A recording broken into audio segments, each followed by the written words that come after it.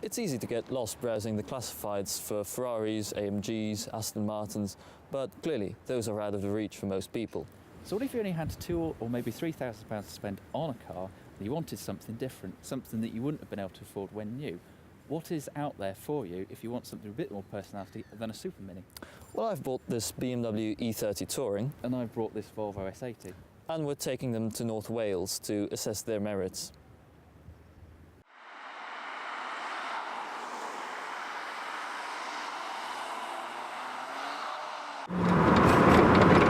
So the E30, it's small, light and a bit of a cult legend, partly because of those beautiful BMW straight six engines.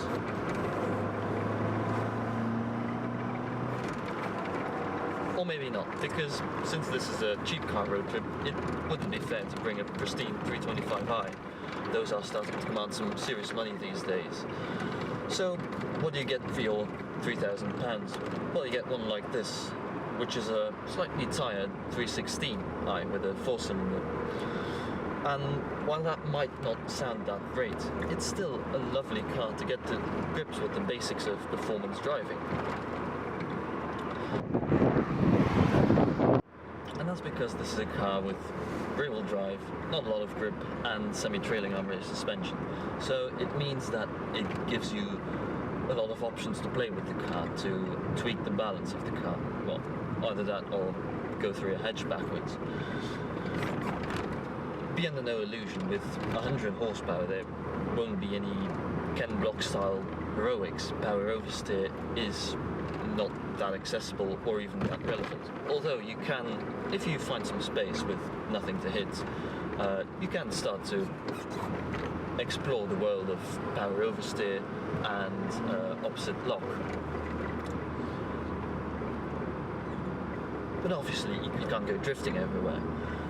If you do find a nice road, you do have a car that has lovely uncorrupted steering and that is responsive to all your inputs. Unlike most rear-wheel drive cars, it's also sensitive to a trailing throttle, where you can back off the throttle in a corner and get the nose to turn in much more. This is usually something that's associated with hot hatches rather than rear drive saloons. Having said that, if you buy one for as little money as I have, it will feel a little tired. This one's got slightly mushy brakes and the suspension's also got quite sloppy. Neither will you get a nice straight six engine. You'll probably get a 318 or a 316 like this, which has BMW's M40 engine, as it's called. And what they did to make that was basically take their lovely M20 straight six and chop 2 cylinders off.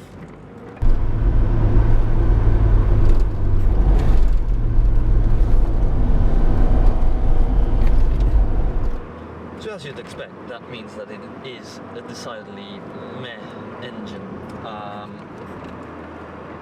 It's not that powerful, it's not particularly fuel efficient, and it's not that smooth. It does make a fun noise, but it's definitely not one of BMW's greatest engines.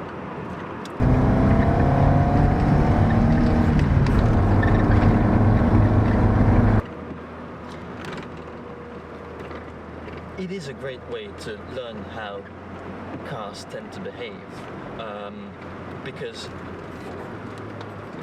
it's both very responsive to a driver's inputs and quite friendly when it goes over the limit. Apart from that, it's also stylish, practical, and slowly rising in value. Well, you might want something comfortable and economical. You could choose a classically styled, compact, sporty-ish BMW like my friend has over there, or you could buy your car by the yard. This S80 is a long walk round. It even comes with side markers, just as you'd find on a lorry. But it does go to show the amount of choice that you do have, even at this price point. Believe it or not, but this S80 was supposed to be developed in conjunction with Renault. By sharing a platform, Renault will get a replacement for their Safran, and Volvo will be able to kill off their ageing rear-wheel drive 900 series with a new front-wheel drive design. Sadly, the deal fell through when it was revealed that the French government would have had a golden share in the venture, making Volvo a minority shareholder in its own company. This meant that Volvo had to go it alone and use a heavily modified version of the 850 platform, which delayed the launch of the S80 by at least a year. Despite this, they managed to create the safest Volvo ever. It introduced the inflatable curtain airbag and WHIPS, a whiplash protection system. In the event of a rear-end collision, the backrest moves in parallel with the head restraint, supporting the head as it is thrown backwards. It also introduced a multiplex electrical system with up to 18 separate computers, which therefore means I have an awful lot more toys to play with in Illya's car, including cruise control, climate control, electric driver's seat, electrically adjustable, heated, power folding door mirrors, automatic lights, automatic wipers, automatic dipping rear view mirror, heated front seats, 6 airbags, and a 9-speaker Dolby surround sound system, which in this car I fitted with a box to give it an integrated aux connection. Don't get me wrong, you can still drive this car pretty swiftly.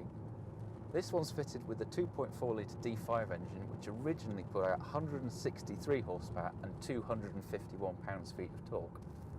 It isn't as refined as a modern diesel unit, but then it is 14 years old. I manage around 40 miles to the gallon out of this, and when you floor it, it sounds like an old Audi Quattro that swallowed a sheep. But the major drawback with this car is the driving experience. If you try and throw it around like you would, say, a BMW, you're going to be disappointed. The steering, while it is hydraulic, has this dead spot off-centre, which is there to mimic straight-line stability, but offers few clues as to what the front tyres are actually doing.